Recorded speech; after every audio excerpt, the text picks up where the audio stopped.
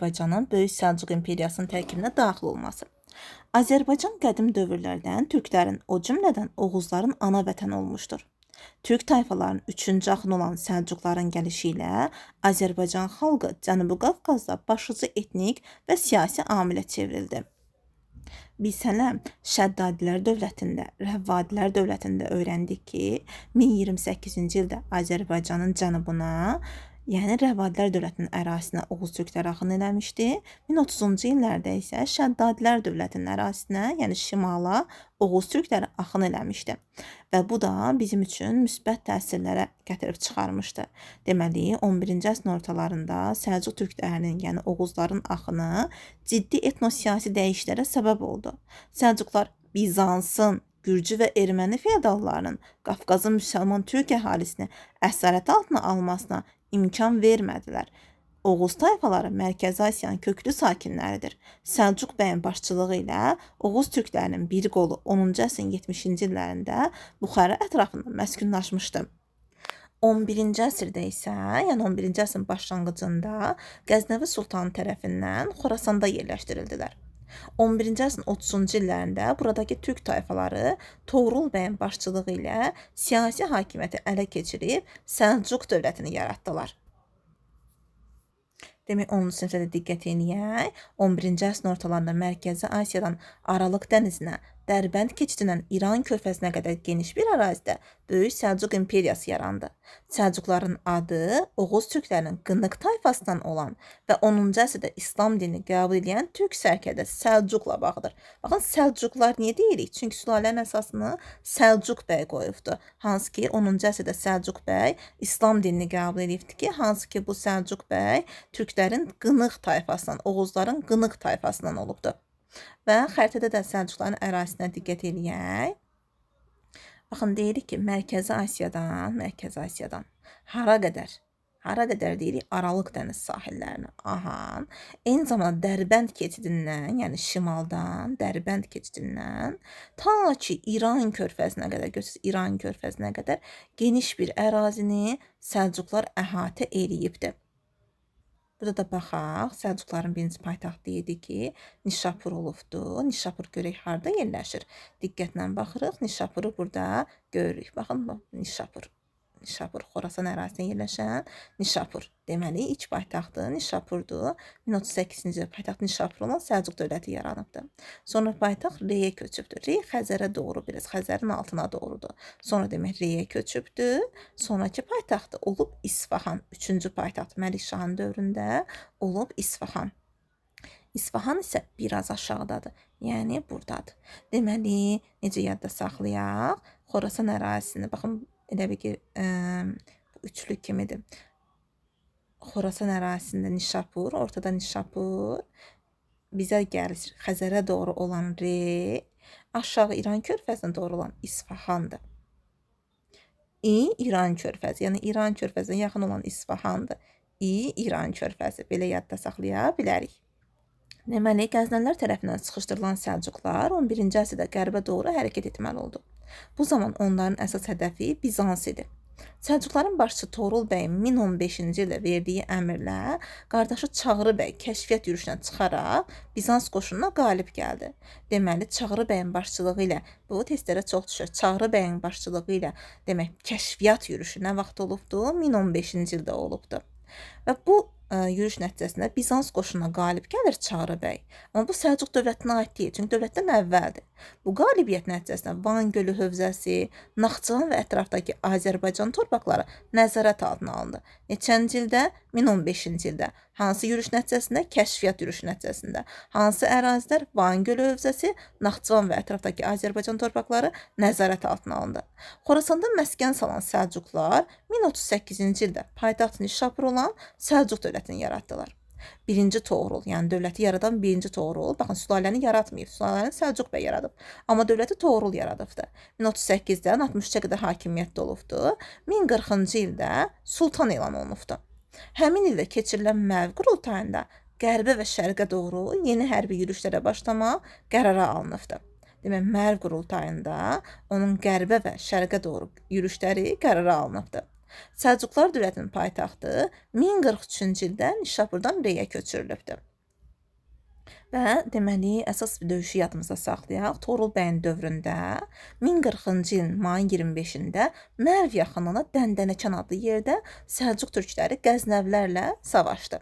Qəznəvi bir tərəf, Səlcuq bir tərəf Qəznəvi. Səlcuqlar qalib gəldi, Qəznəvilər məğlub oldu və Mərkəzi Asiyada aparıcı siyasi qüvvəyə məhz Səlcuqlar çevrildi.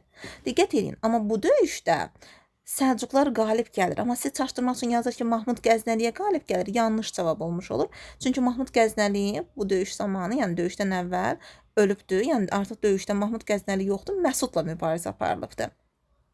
Deməli, bundan sonra, döyüşdən sonra qalib gələn Səlcuqlar Mərkəzi Asiyada aparıcı qüvvəyə çevrilirlər.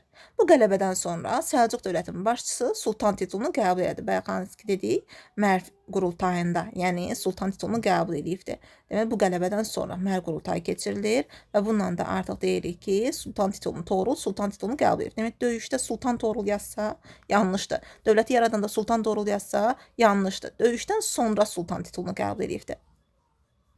10-cu sinifdə verilən bu məlumatda deyilir ki, Səlcuqların Azərbaycana ilk yürüşü 11-ci əsrin ilk 10 illiyinə aiddir. Demək, 11-ci əsrin ilk 10 illiyi deyəndə burada 1010-a qədər ki, illər nəzərdə tutulur.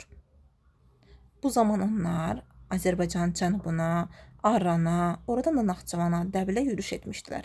Demək, Azərbaycanın cənubu, Arran, oradan da Naxçıvan və Dəbilə yürüş etmişdilər. 1028-də Xorasanda Səlcuq türklərinin Mahmud Qəznəvinin hakimiyyətinə qarşı qaldırdıqları üsyan yatırıldıqdan sonra, dərhal sonra Oğuzların bir hissəsi təqiblərdən yaxa qurtarmaq üçün Azərbaycanın cənubuna köçdü. Hansı ki, bayaq dediyim kimi Rəvvadilərin dövründə Vəsudan icazəsi ilə məskunlaşdırıldı və Vəsudan onlara geniş torpaq sahələri də vermişdi. Demək, ilk gəlişlərinlə güclü gəlişlərini səhv salmayaq. İlk gəlişləri bu dediklərimiz idi. Amma Səlcuqların Azərbaycan və Qafqaza güclü yürüşləri 11-ci əsrin 40-cı illərindən başlanıbdı. 1048-ci ildə Səlcuq qoşunu Arrandan keçərək Şəddadilərlə birlikdə Bizans, Gürcü, Erməni həvvi qüvvələrini məğlub edibdi. Bunu Şəddadilər dövlətində öyrənmişdik. Dedik, Əli ləşkərinin dövründə, 2-ci Əli ləşkəri. Səlcuqlar 1054-cü ildə Azərbaycana böyük yürüşə başladılar. Azərbaycanın cənub torpaqlarında ağalıq edən Rəvvadi hökmdarı müqavimətsiz tabe olub xərac ödəməyi öhdəsinə götürdü. Eynən Şəddadi hökmdarı da Sultan Toğrula bahalı hədiyyələri, girovlar göndərməklə öz ehtiramını bildirdi. Bu zaman Səlcuq sultanı ilə Şəddadi hökmdarı arasında bir anlaşma bağlandı. Əbləsvar Şavrun dövrünə aid idi. Onlar Bizans imperatoruna, onun təhriki ilə Azərbaycana soxulan erməni gücü fedalarına qarşı 51 hərəkət etməliydilər. Bu yürüş zamanı Tiflis Müsəlman Əmirliyi də Səlcuq dövlətinə tabe edildi. Demək, 1054-cü ildə bunu Şəddadilər, Rəvvadilər keçəndə də öyrənmişdik. Rəvvadilər, Şəddadilər, bir də Tiflis Müsəlman Əmirliyi Səlcuqlara tabe olub. Daxildə müstəqillik saxlanılıb. Sadəcə olaraq tabe olubdu. Yadımıza saxlayırıq, xərac verməklə. Təbrizdə 1054-də tutulub, tabe olubdu. Deməli, Rəvvadilərə aiddir da, onu demişdik. 11-ci əsrdə Qərbi İranı və Azərbaycan cənub ərazilərini İbrahim Yınalın başçılığı altında olan qüvvələr tabe etdi. Demək, Qərbi İran və Azərbaycan cənub ərazilərini İbrahim Yınalın başçılığı altında olan qüvvələr tabe edibdir. Səlcuq qoşunu Xəzərin cənubu ilə hərəkət edərək Araz çayını keçib Arana daxil olubdu. Bu dövrdə Şəddadilərlə birləşən Qutalmış bəyin ordusu isə Bizans ordularına qarşı uğurlu hərbi əməliyyata başlayıbdı. Deməli, Səlcuq türklərindən olan Qutalmış bəy Şəddadilərlə birləşib Bizans ordularına qarşı uğurlu əməliyyata başlayıbdı.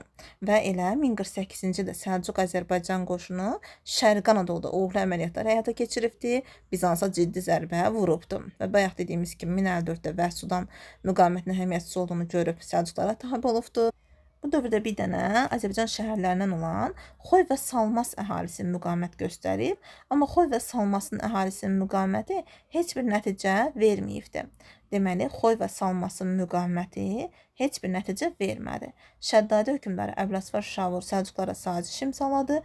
Bu sazişin şərtlərinə görə Şəddadilər Səlcuq türkləri ilə birlikdə Bizansa və erməni gücü feodallarına qarşı mübarizə aparmalı idilər. Azərbaycan ərazisinin asanlıqla Səlcuqlar tərəfindən tutulmasının bir neçə səbəbi var idi. İlk növbədə Azərbaycanda yaşayan əhalinin böyük hissəsi Səlcuqların soydaşları idi, yəni hər ikisi türk idi. Bundan başqa Səlcuq türklərinin Azərbaycana yürüşü zamanı burada vahid dövlət yox idi.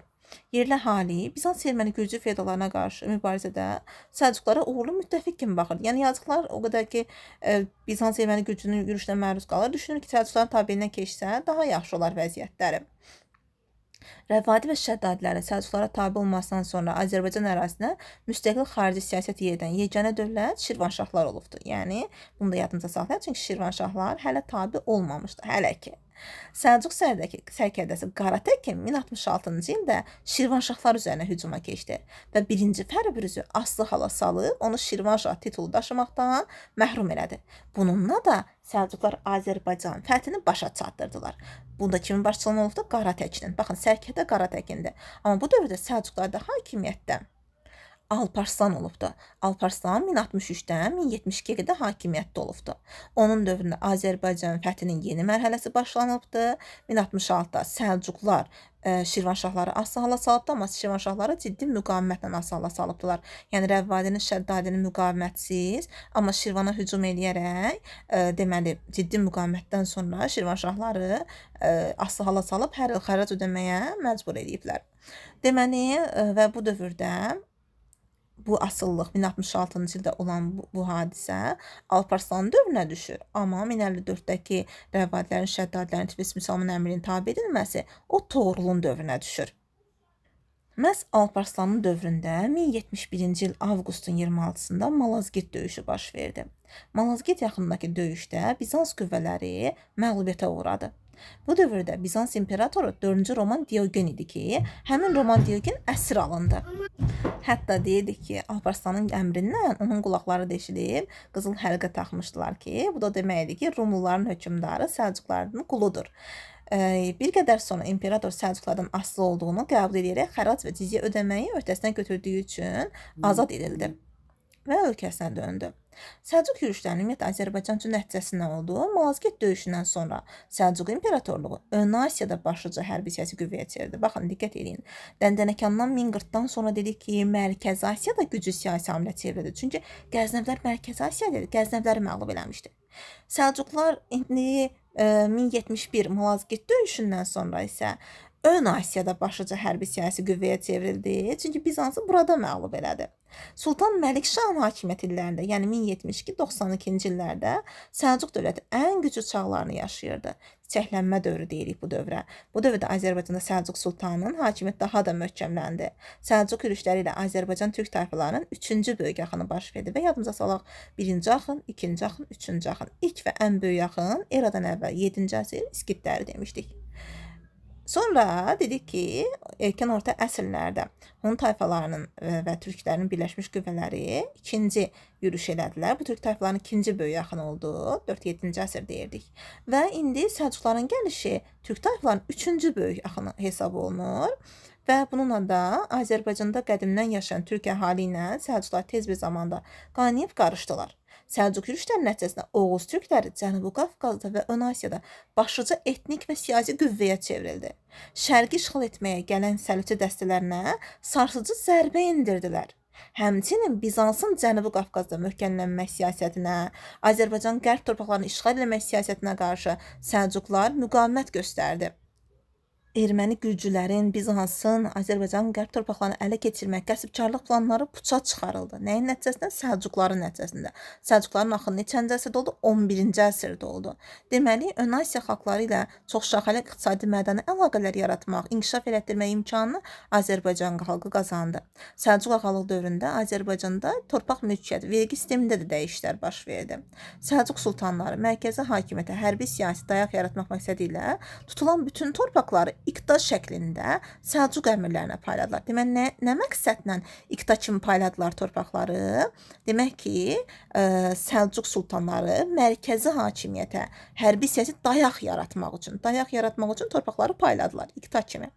Kimlərə? Əmirlərə. İqta başlıca torpaq sahibliyi forması idi Səlcuqlar dövründə. Demək, Səlcuqlar baxın 9-11-ci əsr başlıca ən geniş yayılan mülk idi. Hərənin öz torpağı var idi. Amma Səlcuqlar ən çox iqta payladılar. Hətta Məlik Şahın dövründə də daha çox iqta paylanmışdı. Çünki iqta paylamaqla əmirlərin güvənini qazanmaq, dayaq yaratmaq istəyirdilər. İlk vaxtlar iqta sahibləri, iqtadarlar onlara verilmiş torpaqlardan vergi almaqla kifayətlənirdilər. Zaman keçdikcə iqta irsən keçməyə başladı. Demək, iqta əvvəlcə şərt idi. Hərbi xidmətə görə verilirdi. Yəni bunun sahibi də gəlib sadəcə vergini alıb kifayətlənirdi. Amma zamanla o irsən keçməyə başladı. Bu dövrdə uc torpaqları adlı yeni torpaq sahibliyi yarandı. Baxın, bu çox düşür. Səlcuqun cısı, ucun cısı. Yadımızda saxlayaq. Uc torpaqları Səlcuqlar dövründə yaranıbdı. Yəni 11-ci əsrdə yaranıbdı. Uc torpaqları adlı yeni torpaq sahibliyi yarandı. Uc torpaqları imperatorun ucqarlarını, ucqar sərhədlərini qoruyan sərkərdələrə verilirdi. Səlcuq sultanları tabe etdikləri əhalidən ənənəvi vergilərdən əlavə silah bahası, nal bahası, şərəf bahası adlı vergilər də almağa başlayıb. Baxın, şərəf bahası, silah bahası, nal bahası vergidir, amma ilk da uc torpaq mülkiyyətidir. Onu da səhv salmayaq. Səlcuq ağalığı dövründə vahid çəki, ölçü, pul sistemin tətbiqi, ticarət yollarında təhlükəsizliyin təmin edilməsi, bəzi bölgələrin tacirlərin rüsumlardan azad olunması imperatorluq daxilində iqtisadi əlaqələrin inkişafına əlverişli şərait yaratdı. Lakin Sultan Məlik Şahın və onun tədbirli vəziri Nizam Mülkün ölümündən sonra, yəni 11-ci əsrin sonunda başlanan daxili çəkişmələr dövləti zəiflətdi. Böyük Səlcuq sultanı, Sultan Səncərin dövründə isə, yəni 1118-1157-də imperatorluq müstəqil dövlətlərə, atabəyliklərə parçalandı. Bu zaman yaranan ən güclü dövlətlərdən biri Azərbaycan Atabəylər dövləti olubdu.